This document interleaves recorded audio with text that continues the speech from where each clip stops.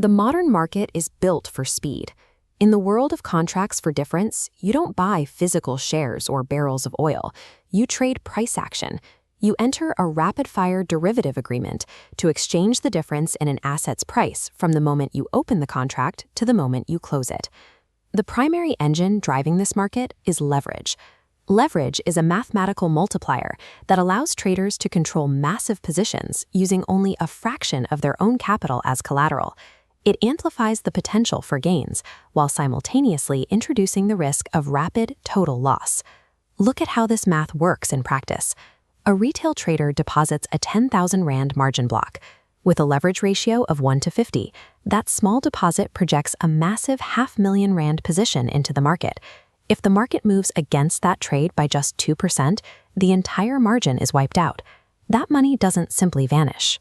When a leveraged position fails, the lost capital is cleanly transferred straight to the counterparty holding the other side of the contract. Every loss is someone else's direct gain. To understand how this market is regulated and where the risks are hidden, we first have to identify who exactly is sitting at that receiving node. To find that answer, we have to look at how brokers actually execute these trades. The simplest structure is the agent model, where the firm acts as a bridge between you and the market. In this system, known as A-book execution, the broker does not hold the risk of your trade.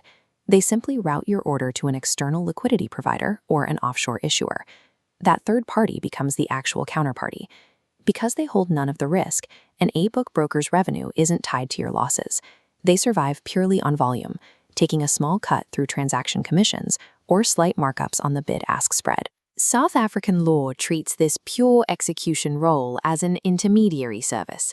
To operate as an introducer or agent, a financial services provider is required to hold a FIS Category 1 license for the relevant products. The A-book model isolates the broker from the client's financial failure. Since the firm does not profit when a trader's account is wiped out, the inherent conflict of interest remains low. But the dynamic changes when a broker chooses to retain the risk themselves. Instead of passing the trade to an external market, the broker steps out of the shadows, acts as the principal, and becomes the house. This is known as the B-book, or internalization. The broker retains your position on their own ledger and stands as the direct economic counterparty, taking the exact opposite side of your leveraged bet. This creates a direct conflict of interest. In a B-book system, the math is binary. Every Rand that drains from a retail client's loss simultaneously fills the broker's profit column. To manage this conflict, South African law slams a strict legal perimeter over the broker, the mandatory over-the-counter derivatives provider, or ODP, license. This requires the firm to maintain specific capital reserves and submit to ongoing pricing surveillance.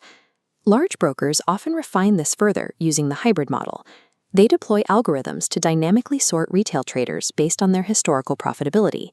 The hybrid split is a matter of risk management. Consistent winners are fired outwards, hedged externally on the A-book to protect broker capital. Meanwhile, consistent losers are trapped in the internal B-book pool to keep losses within the firm. The hybrid model provides no loophole. Retaining principal risk immediately triggers the ODP licensing requirement. A basic Category 1 license is no longer sufficient. Beyond manual execution, the CFD market has introduced a final layer of complexity. Trading is increasingly driven by automated systems, copy trading platforms, automated mirror trading, and pooled PAM and MAM accounts. These technologies share one crucial mechanism: autonomy. The moment a platform executes a trade on a follower's account without requiring their active consent for that specific move, a legal boundary is crossed. Under the FSPs Act, taking this level of control over client capital constitutes discretionary asset management. It demands a FSPs Category 2 discretionary mandate. Technology is not a shield against regulation.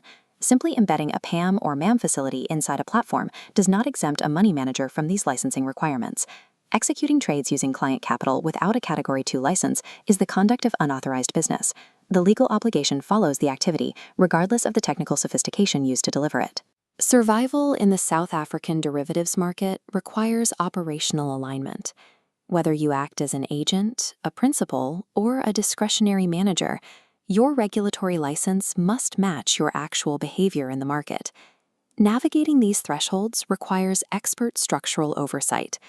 Oracle Compliance serves as the essential architect for financial services providers, ensuring your business model is built on a foundation of total regulatory clarity.